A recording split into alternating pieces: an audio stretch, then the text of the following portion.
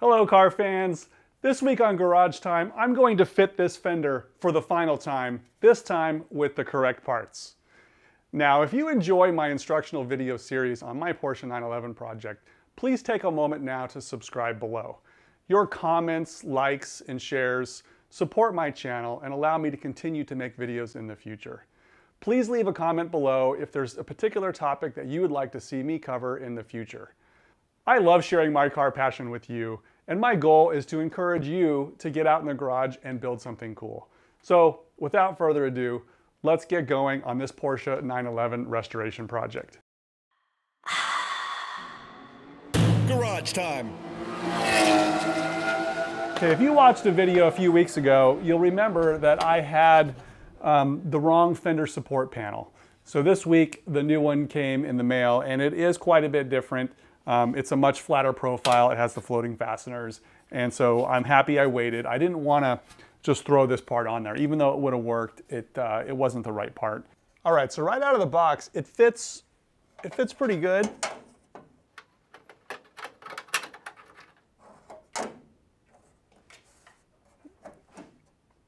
Yeah, probably right there is the best fit. There's a little bit of a gap here in the middle. And the top here is going to have to be, hammered down over this crown. And down here where the rocker is, this is going to need to be trimmed. This was all extra metal, which I left extra on purpose so I can trim it now. So I have the remnants of the original spot welds here. So I'm trying to line up the panel with that with some temporary clecos, get this trimmed, and just try to get it roughly in place and held in position so I can try to fit the fender. But I'm actually pretty relieved that right out of the box, this is fitting pretty close. This whole section here has been hammered out and fixed and straightened with the suspension and everything. So for this to fit as well as it does is pretty reassuring. So that's good news.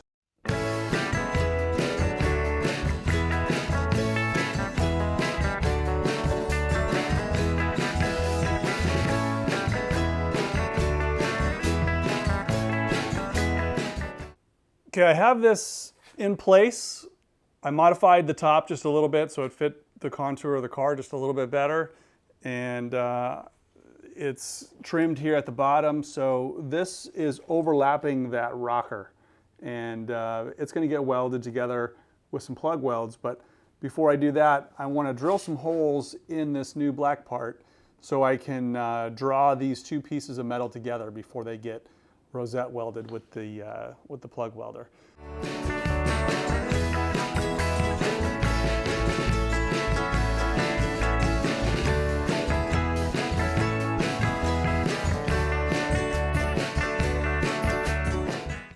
Okay, I got that guy screwed in, and it's fitting nice and flush now with the panel. There's a couple small gaps right here that I need to sort of hammer and dolly from the inside. It's a little hard to access, but as I put more screws in and continue to weld this in, it should fit pretty good.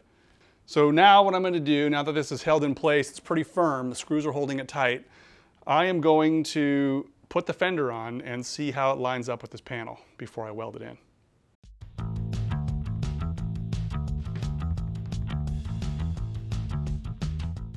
Well, the fender's on there again, and here's what we have so far. Back here, I don't know if you can see inside here, but we have I just have one of the bolts in the bottom. The holes are off about half of a hole, and even though they float down, they don't float down quite a bit enough. So this bolt here is in there. It's kind of holding the fender in position, but it's sort of cross-threaded. It's just not going in smoothly. I can't get it all the way tight. So I'm going to have to do something to get those holes to line up. I don't think I'm going to move the panel relative to the body because it does seem to fit pretty well. So it's probably just going to be an issue of slotting the holes in this new panel to try to line up to the fender. I can also maybe open up the holes a little bit in the fender too. I don't want to modify that too much. Starting to see the panel gap, and it's not very good. So right here, it's sort of normal, but as we get to the bottom, it's pretty much touching. There's like no gap right here. It's pretty much touching. Here, this rocker is a little bit short too. The rocker probably needs to be built up so it, even with the door. So there's definitely a lot of work to do here. It's not lining up too well. The curvature here on the bottom of the fender is not really lining up very well with the shape of the rocker, so it might need some lead in that area. And up here at the top, we have a pretty large gap right here. This is like ridiculously large. So I'm not sure if we can try to move the door in a little bit, but I'm suspecting we're gonna have to do some filling either on the fender and on the door, or probably both. Looking at it from this view, it's lining up okay. It's not really sticking out proud or anything. And then over here, this is what we worked on last time. This is the gap between the hood and the fender, and it's remaining in good shape. Here's the gap between the hood and the cowl. So this is all as it was before. There's a large gap right here, which is sort of new. There is a bolt that can go in right here. They'll tighten that up a little bit. But if I tighten it too much, then this gap here is going to get reduced. So I'm probably going to have to do some filling in this area right here. And then as it swoops back to the rear, right at the fender or the molding opening, this is okay.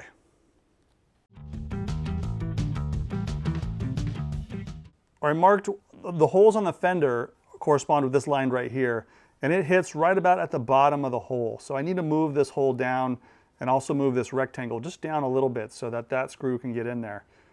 This one's off a little bit more. This one's about the same. And then up here, it's off a little bit more. This one right here is way off.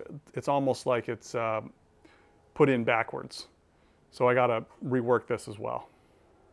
The other thing I want to do while I'm here is strip the paint off this door, because this door doesn't belong on this car, and someone else may have fixed another gap that they had on their car. So I want to get down to bare metal on just this edge so I can see what the gap is without the paint. This has definitely been a door that's been repainted a few times.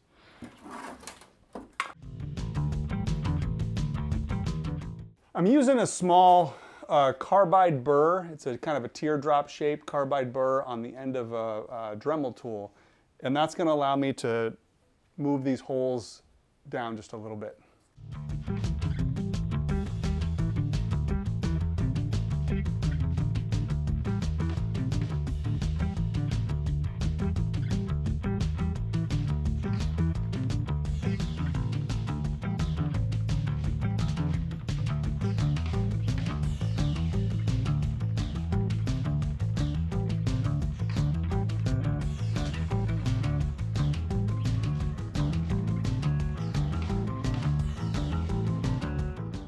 All right, this is the second time we have the fender mounted, and things are starting to get a little bit better. So I was able to get the screws in, or some of the screws in.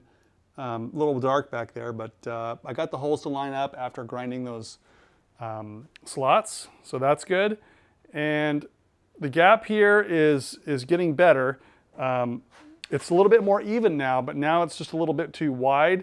And then it's really bad down here on the bottom. But I think I just need to reshape the fender a little bit to match this rocker.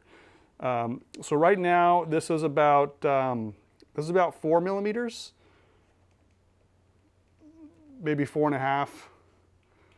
And then up here, it's probably 5.5 or 6. Up here, it's probably 5.5. And then here's the worst. This is probably right here, it's probably about 8. So we got a really wide gap here at the top, and then it starts to get narrower at the bottom. I can potentially move the whole fender back this way just a little bit, probably a millimeter. Just shift everything with the holes this way. That'll tighten up this down here at the bottom to make it 3. And then this will be, 1 millimeter will probably be okay right here. If it's not, I can just grind the edge of this fender a little bit. This is lining up okay. There's a piece of rubber that goes in between here, and I think that'll cover some of this, but I do most likely need to put some additional metal on this cowl, because this is a pretty wide gap. This gap here should be 0 or have a piece of rubber in between there. And then the fender to hood gap is still looking good. still nice and even. Everything's fitting flush. If you look at it from the top view, this is fitting pretty well. I have it adjusted so it's flush all the way down. So the new bracket is doing its job. It's still screwed in place. So I'm going to take those temporary screws out and start to weld it in place. From here, everything could just be bent. It's not super important that I, shift the holes or do anything like that. That bracket is flexible enough where I could bend it a millimeter either way.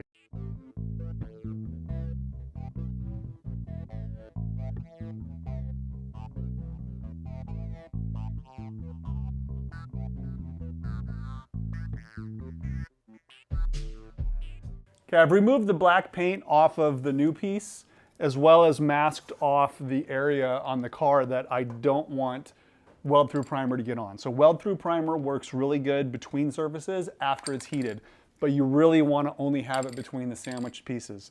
And this is hands down the best stuff. This is like 90 weld-through primer, part number 111. So 100-10011.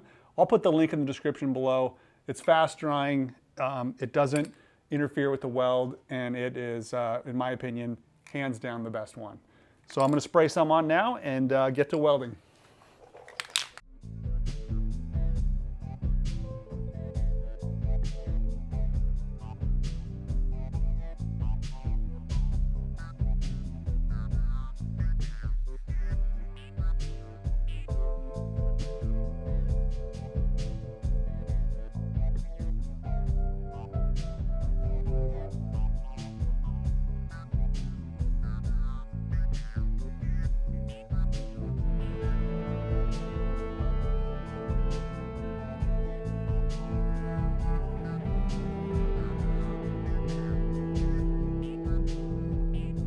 So here's what I have so far. I have this new fender joining panel welded in, and all these plug welds are ground down smooth, and they look pretty good. There's no pinholes, no porosity due to the primer, so that's why I like using the like 90. And it's on there. It's not going to fall off. I also did a little bit of welding here on the seams. Okay, also up here, I have been welding a little bit of a bead on the edge of this cowl panel because that was a big gap there. There is a piece of rubber that closes this out, but just like I did to the deck lid, I'm just using my TIG welder and creating a small bead on here to just try to take up that excess of gap. Same thing on this fender. So this is the area that had the large gap, and so what I've done is I've put a little tiny weld bead on the edge of this panel. Now this isn't enough to really finish that whole gap. I'm probably gonna have to use lead on the actual door too, which I think is how the factory did it. But this is just to cheat a little bit from both sides, so it's not completely lopsided. That was a pretty big gap, probably like a 6 or 7, 8 millimeter gap. So I've just added, I think, about 2 millimeters of weld bead along this edge. And I've been hammering it to stretch it out so I don't get any distortion in the fender. But this has not been ground down. It's still a little lumpy.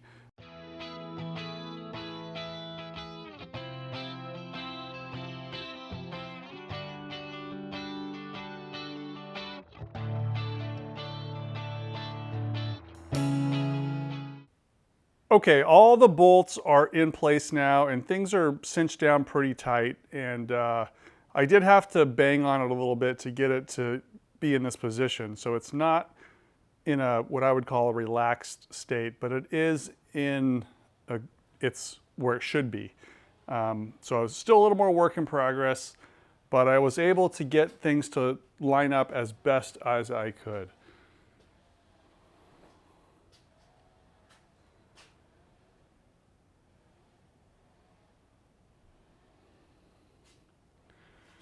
So you can see here on this gap, this is where I added a weld bead onto the fender, and it has made it closer, although this is still too big. This was way off before. Right now it doesn't look super bad, but it is probably 6 millimeters, and I want it to be 3. So the next step, this is probably 3 right here. This little spot right here is probably 3. So the next step is to, rather than just keep adding metal to the fender, I don't want to distort it or wrinkle it, I'm going to be adding material to the door this time. So I'm encroaching this way and this way to kind of give it the best overall gap. And to do that, I'm going to use lead only on the inside edge, not really on the face, because I don't want to heat up this door too much. I'm just going to try to heat it on the inside. Coming on down, the gap is looking really good down here on the bottom. Now, I have not put any shims between the fender and that fender mounting plate. This is just how it is, the way it's welded in place. And I can, you know, hammer it and bend it a little bit, but this is about 4 millimeters right here. I did take the paint off the door, so a 3.5, 4 millimeter gap is not a good starting point. I mean, it's not a bad starting point. So I'm gonna let that be. But the area that does need attention is down here. I was able to get this lined up across the bottom of the car, but I have this really big gap here. Now this gap here is not a door hinge gap. This is a fixed rocker and a fixed fender. So this gap should be much, much smaller. This is about 7 or 8 millimeters, and it should be like 1 or 2 millimeters. So this area is definitely going to get some lead on the rocker side. So this line continues straight down as it is, but I need to move this rocker shelf over just a little bit. If you remember, this piece was mangled, it's been straightened, it's been added to, it's been welded. And when I welded it back together, I erred on the conservative side, knowing that I was probably going to have to add material to it later. The gap along the door bottom is still okay. I think I'm going to stop right here today. I got the fender support panel in. It's in its final position. Super happy with that. No shims required. I got the fender on, and it's in a good place, and it's really coming together.